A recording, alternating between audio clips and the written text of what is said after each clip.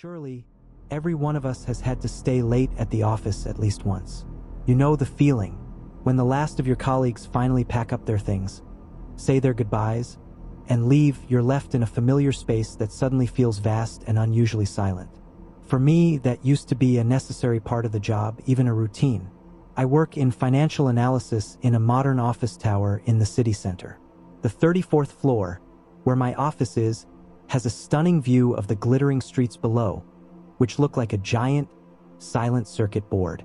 During the day, this place is noisy and full of life, with the sound of keyboards clicking, phones ringing, and endless conversations.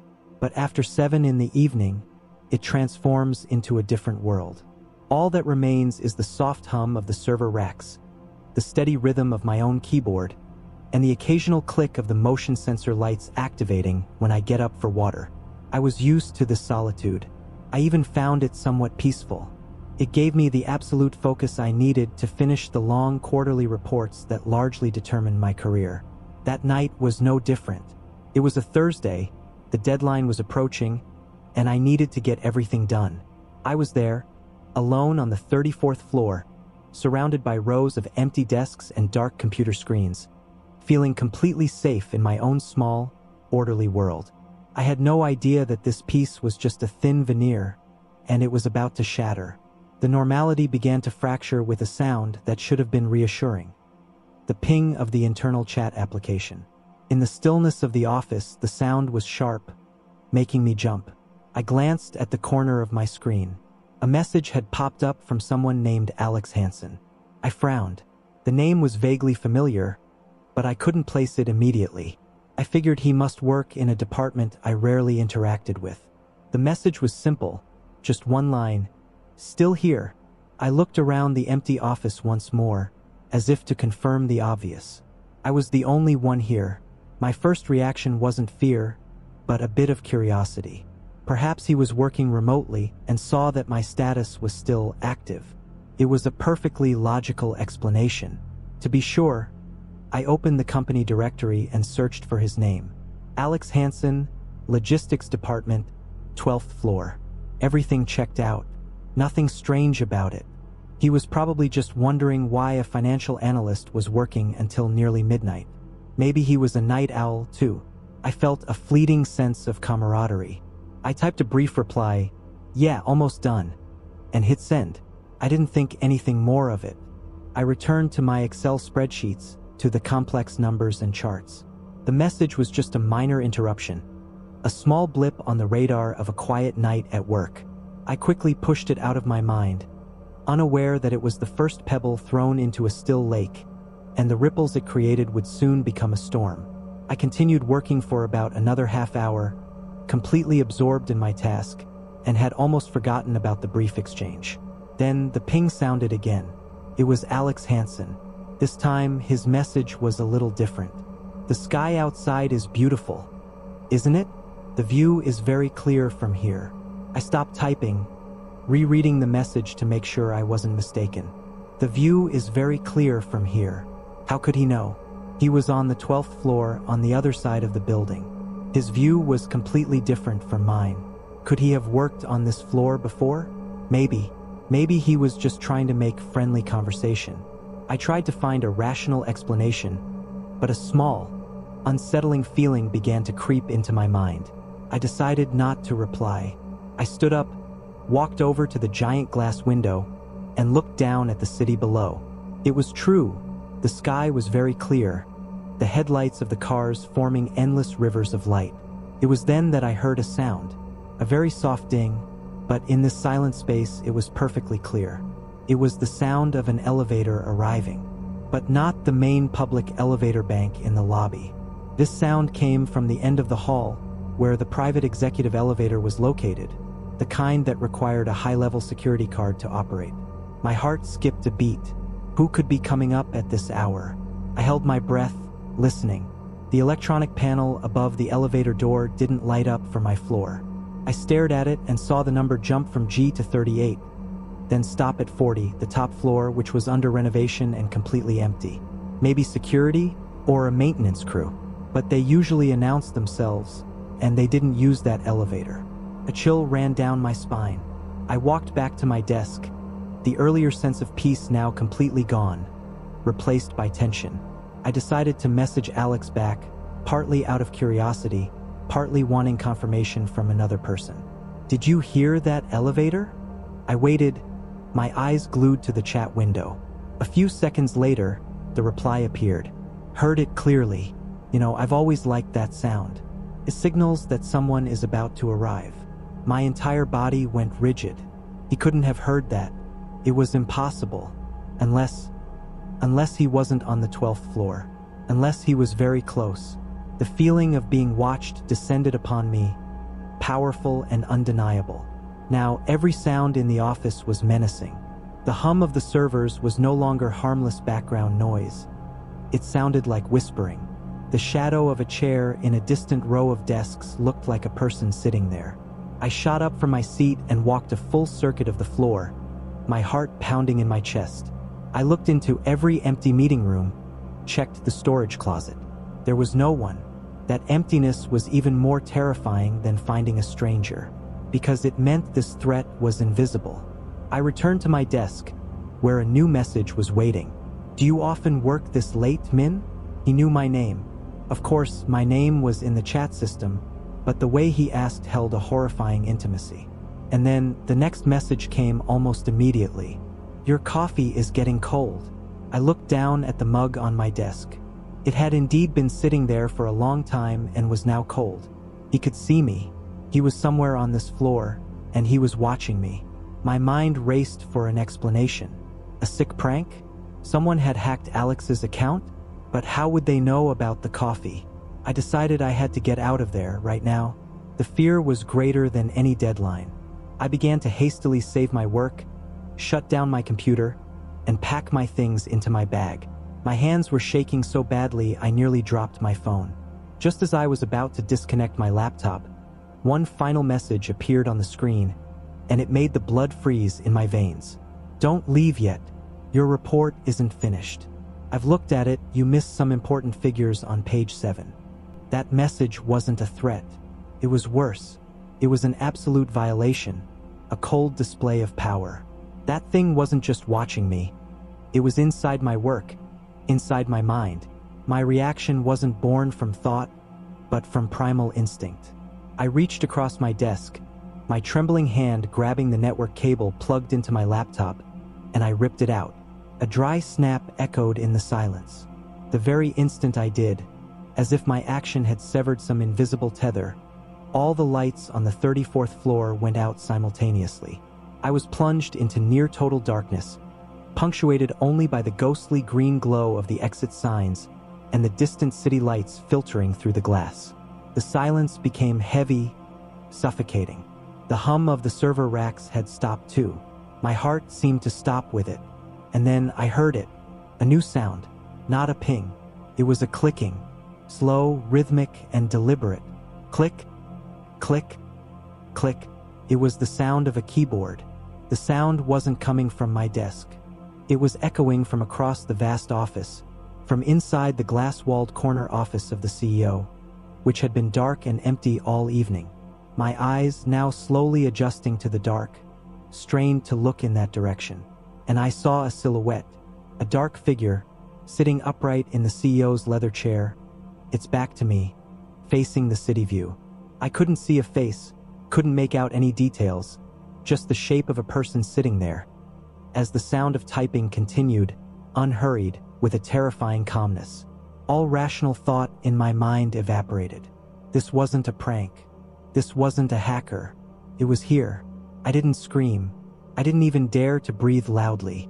I snatched my bag, turned, and bolted for the door with the exit sign. The typing didn't stop as I fled. It just continued, steady and even, as if its work was far more important than my presence. I didn't dare take the elevator. I shoved the heavy fire escape door open and plunged into the dark stairwell. I ran without stopping down 34 flights of stairs, the sound of my own footsteps echoing off the concrete walls, creating a symphony of panic. With every floor I passed, I was terrified the door above me would open, that the silhouette would be chasing me. But there was nothing. just darkness and my own gasping breaths. When I finally pushed open the door on the ground floor and burst into the deserted main lobby, and then kept running out onto the street, the cold night air hit my face like a restorative slap. The streetlights, the traffic noise, the presence of strangers walking by had never felt so safe. I was out. The next day, I sent an email resigning from my job, citing a family emergency. Couldn't go back. What was I going to do? Report it to the police? Tell them what? That a non-existent colleague messaged me, corrected my report, and then sat in the CEO's office in the middle of the night? They would think I had cracked under stress, or worse. I told no one. A few weeks later, morbidly curious, I tried to access the company's internal directory remotely. There was no profile for an Alex Hansen. It was as if he had never existed. I changed jobs, moved to a different field, took a position in a low-rise building. But the story never really ended. It became a scar on my mind. To this day, years later, I still avoid looking into dark windows when I'm working late. And my greatest fear, a cold and irrational fear, is that one day, on a completely new computer, at a completely new job, a small chat window will pop up in the corner of my screen with one simple line, "Still here?" For drivers like me, the car isn't just a vehicle. It's a small, mobile fortress. Every night, before starting my shift, I have a little ritual. I wipe down the dashboard, place a bottle of water in the door compartment, and turn on the same familiar playlist. It's how I turn a public space into my own domain, a bubble of safety that glides through the city's darkness. This job has unwritten rules, and the most important one is to always be in control. The app on my phone is my compass, my manager, the tether that connects me to an orderly world. I know where I'm going, who I'm carrying, and how much I'll earn. That clarity is what provides the sense of security. That night, a damp and cold Wednesday, this ancient city was quieter than usual. I had been driving for a few hours and was thinking of heading home early. But then the app chimed with a ping signaling a new ride. I glanced at the screen. The pickup location, the main gate of St. Martin's Cemetery. I hesitated for a moment. Picking someone up from a cemetery at midnight isn't exactly a normal occurrence. But then I looked at the destination and the fare. A long trip to the suburbs, and the amount was too good to pass up. Probably a security guard getting off his shift, or someone visiting a loved one's grave. I told myself, rational explanations are a night driver's best ally. I took a deep breath, hit accept, and drove towards the familiar Gothic iron gates. When I arrived, the massive iron gates of the cemetery loomed in my headlights, looking like the teeth of a sleeping monster. Standing just under the archway was an old man. He was wearing a dark overcoat, long enough to almost reach his ankles, even though the weather was only mildly chilly. He was thin, and he stood strangely straight, his arms hanging limp at his sides. I pulled over and he slowly approached, opened the back door and sat down. A slight sense of discomfort washed over me. It wasn't the cold, but a suffocating stillness. He made no sound, as if he had no weight, no breathing, no rustle of clothing. He was simply there. I waited for him to close the door, but he just sat there. I had to reach back and pull the door shut myself. "Good evening, sir," I said, looking in the rearview mirror. "We're headed to the address on the app." His face was shrouded in shadow, but I felt like he was staring at me through the mirror. He didn't answer. Instead, he began to hum. It wasn't a song, just a series of rising and falling tones, with no rhythm, no pattern. It was barely audible, like the buzzing of a large insect. I tried to ignore it. Old people sometimes have strange habits. I told myself that and started to drive. But the melody continued steadily from the back seat, an uninvited soundtrack to our journey into the night. We left the city, heading towards the winding country roads. The urban lights receded behind us, replaced by the dense darkness of fields and oak forests. The man's humming didn't stop, and it was starting to get on my nerves. It was like an invisible drill, slowly boring into my mind. I turned on the radio, hoping the music would drown it out. But strangely, the radio only produced the crackle of static, even though I was in an area with a strong signal. I scanned through different frequencies, but the result was the same. Finally, I turned it off, and the melody became clearer than ever in the resulting silence. I glanced at the navigation app. The destination wasn't an address. It was just a name, the Whispering Oak, a name that sounded like it came from a dark fairy tale. My patience was wearing thin. "Sir," I asked, trying to keep my voice calm, "are we almost there? This place seems very remote." The man abruptly stopped humming. The sudden silence was even more terrifying than the sound had been. Then he replied, his voice dry, like the rustling of dead leaves. "The others are waiting." My heart skipped a beat. "The others? What do you mean, sir?" I asked again, but he said nothing more. He resumed his buzzing melody. Uneasy, I glanced down at my phone screen again to double-check the route. And that's when I saw it. A detail had changed. The passenger's name. When I accepted the ride, I remembered it was a common name, Clara, but now the name displayed there, right below the blurry profile picture, was my own. Passenger Leo. The blood in my veins turned to ice. This couldn't be a coincidence. This couldn't be a system glitch. The app, my fortress, had just turned against me. Trembling, I pulled the car over to the side of the road, my heart beating like a war drum. I looked into the rearview mirror, ready to confront the man. He was no longer looking down.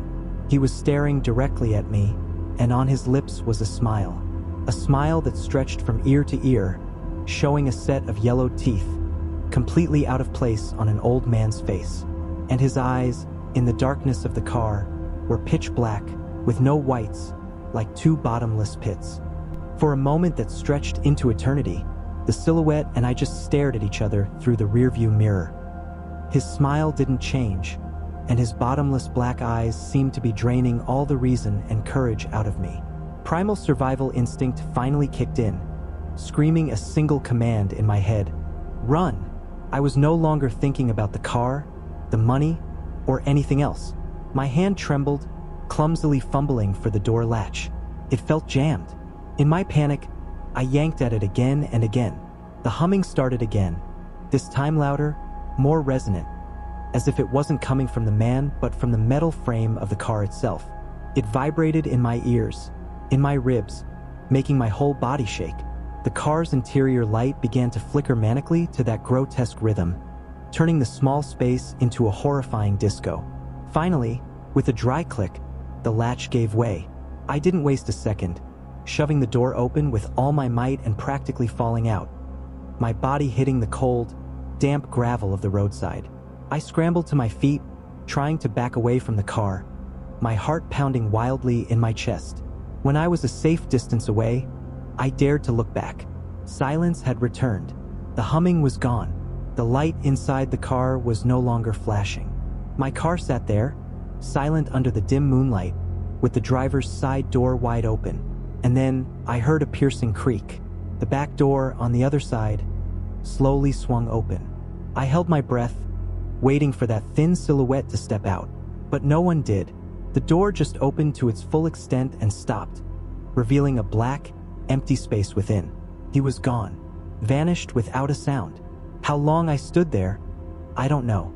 Just me, the car with its two doors agape like a grotesque invitation, and the deserted country road.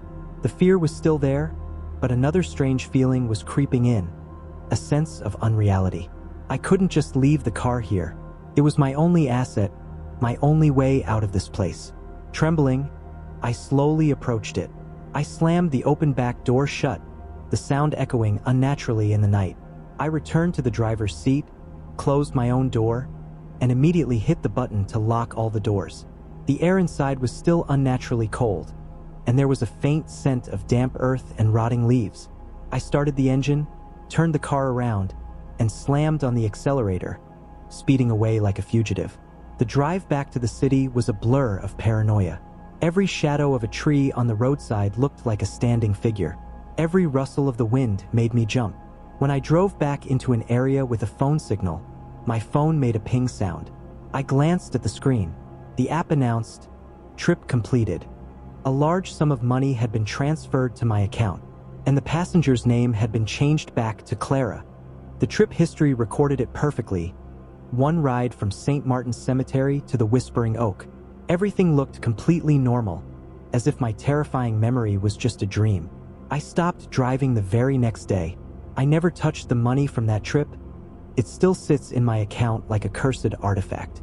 I tried to report a technical issue to the company, but they just replied with an automated email.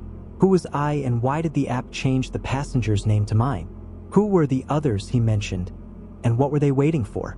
I never got an answer, but sometimes, late at night, I still get the uneasy feeling that the ride isn't really over, that I've only completed one leg of the journey, and that somewhere out there in the darkness, the others are still patiently waiting for me at the next destination. When you live alone in an old apartment building, you learn to listen. You learn to distinguish the footsteps of the neighbor upstairs, to recognize the familiar hiss of the hot water pipes when someone starts their shower, or the soft clunk of the old elevator door as it stops on your floor. Those sounds are like the pulse of a living creature, a symphony of normality, and they bring a sense of security. My apartment for B was my sanctuary. I'm a freelance translator, so I spend most of my time at home, and quiet is essential for my work. I love its thick walls, its large windows that look out onto a tree-lined street. And for the last 6 months, I'd had a luxury that's rare in any big city. Near absolute silence from the apartment next door. Apartment 4A.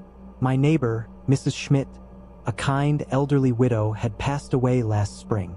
I still remember her gentle smile. A few weeks later, her family came to clear out her belongings. I saw them carry out the old armchairs, the boxes of books, and finally, her bed. Since then, apartment 4A had been completely empty. The building manager said it would remain vacant until they had plans to renovate it next year. So, the wall that separated my living room from 4A had become a solid border between my vibrant world and a silent, empty space. At least that's what I thought. The first crack in my shield of peace appeared on a Tuesday evening. I was working late, trying to finish a difficult translation. Outside, a light rain was falling, and the whole building seemed to have gone to sleep. There was only the light from my desk lamp and the soft clicking of my keyboard. And then I heard it, a single thump, a solitary, dry, and distinct sound. It came from the shared wall with 4A. I stopped typing, lifted my head, and listened. There was only silence. My first reaction was to search for a logical explanation. This building was old. Its walls and floors sometimes settled and made noises. Could have been the water pipes, or perhaps a sound from another apartment, from above or below, had echoed strangely. I even considered that I might have imagined it. I had been working for hours, my eyes were tired, and my ears could have been playing tricks on me. I stood up, walked to the wall, and pressed my ear against the cold, painted surface. Nothing. Complete silence. I felt a little foolish for worrying about a meaningless noise. I shrugged, returned to my desk, and quickly forgot about the incident. It was just a discordant note in the building's familiar symphony, a harmless noise in the night. I had no idea that it wasn't a random sound. It was a greeting. A few nights later, it happened again.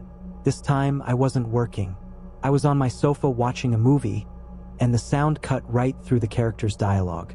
It was no longer a solitary thump. This time, it was 3 slow, rhythmic, and deliberate knocks. Thump, thump, thump. That didn't sound like the building settling. It sounded like someone was rapping their knuckles against the wall.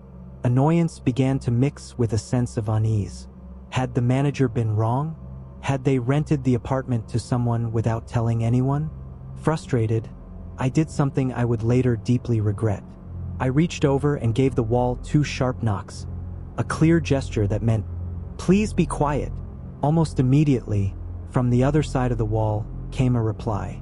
2 sharp, quick knocks, perfectly mimicking my rhythm. Knock, knock. The blood in my veins ran cold. This was not a coincidence. This was a response. My heart began to beat faster. A crazy but unstoppable thought flashed through my mind. I hesitated for a moment, then tried again. This time, I tapped a more complex rhythm. 1 slow, 2 fast, 1 slow. Thump, thump, thump, thump. And from the other side, The answer came instantly, without a moment's delay, an exact copy of my pattern. Thump, thump, thump, thump. I had started a conversation with an empty apartment. A wave of horror washed over me. I backed away from the wall, feeling as if it were radiating a chilling cold. I didn't knock again, but that didn't stop it. It began to initiate on its own. Every night, at random times, the knocking would start. Sometimes it would repeat the rhythm of my typing. Sometimes it would mimic the bass line of the song I was listening to. It was listening to me. It knew I was there, and it wanted me to know it was there too. Panicked, I called the manager the next morning. "Are you sure apartment 4A is still empty?" I asked, trying to hide the tremor in my voice. "Completely empty, Ms. Anya," he replied. "I have the only key. Why do you ask?" I lied, saying I was just curious. What could I say? That I was playing a knocking game with a ghost? A few days later, new sounds began. A faint scratching, as if fingernails were being dragged across plaster. Then a soft, shuffling sound, like a heavy sack being pulled across the wooden floor. One night, after days of being tortured by these sounds, a sudden silence fell. I thought maybe it's over. I went to bed, turned off the lights, feeling a small sense of relief. My bedroom also shared a wall with 4A's bedroom. As I lay in the dark, listening to the rain outside, I heard a new sound. This time, it wasn't coming from the wall. It was coming from inside my own apartment. A soft thump from the direction of my living room door. And then I heard it, a slow, scratching sound, right on my bedroom door, from the other side. I lay there, motionless, barely daring to breathe. My entire body was rigid with fear. The scratching on my bedroom door continued, a slow, malicious rhythm, as if whatever was out there was savoring every second of my torment. It knew I was in here listening. My rational mind screamed that this was impossible. The front door was locked. The windows were closed. But that sound was real. In desperation, I thought of the phone on my nightstand. It was my only link to the outside world. I slowly, trying not to make a single sound, reached for it. Just as my trembling fingers touched the cold glass, the screen suddenly lit up. A notification, but it wasn't a text or a call. It came from my smart home security app, the one connected to my video doorbell. The words that appeared made my heart stop. "Motion detected at your front door." That was impossible. The sound was right at my bedroom door. Shaking, I opened the app, accessing the doorbell camera. The hallway outside was empty, still. And then, a colder dread washed over me as I looked at the device list in the app. A new camera had appeared, one I knew for a fact I hadn't plugged in. It was named Living Room. With a surge of insane courage, I tapped to view the live feed. The image that appeared was grainy, distorted in the night vision mode. The camera angle was low, from the floor of my living room, pointed directly at my bedroom door. And I saw it. A figure was crouched on the floor, its back to the camera. It was unnaturally thin, its skin starkly white, with long, stringy hair that hid its face. And one of its arms, long and spindly like a dead branch, was outstretched, a single bony finger slowly dragging down the wood of my bedroom door. The thing from apartment 4A wasn't a ghost. It was a physical creature, and it was in my home. At that moment, as if it sensed my gaze through the lens, the figure slowly turned its head. I didn't see its face. I screamed, a silent scream muffled by my pillow, and threw the phone against the wall. I don't know where I found the strength. I launched myself out of bed, not towards that door of death, but towards the window. I fumbled with the old latch and finally managed to wrench it open. The cold night air rushed in, and I climbed out, my bare feet landing on the cold, rain-slicked metal of the fire escape. I didn't dare to look down or back. I just scrambled downwards, the steps groaning under my weight. When my feet hit the ground in the dark alley behind the building, I finally allowed myself to breathe. I ran to the main street, flagging down a passing police car. I told them everything in a panic torrent of words, about the knocking, the scratching, and the image on my phone. They were skeptical, but they agreed to check it out. When we got to my apartment, the front door was still locked from the inside. They had to call the building manager to open it. Inside, everything was completely normal. There was no one, no wet footprints on the floor, and when I tremblingly pointed to my bedroom door, there wasn't a single scratch on it. They took my phone, but the security app showed no camera named living room. The notification log was empty. They looked at me with pity, the kind of look reserved for a woman who lives alone, works too hard, and is having a nervous breakdown. I moved out the very next day. I never knew what it was, how it got into my apartment, or how it could manipulate technology. Was it human or a spirit? What did it want from me? There were no answers. I live in a new place now, but I never truly feel safe. I always leave a light on. I can't stand silence.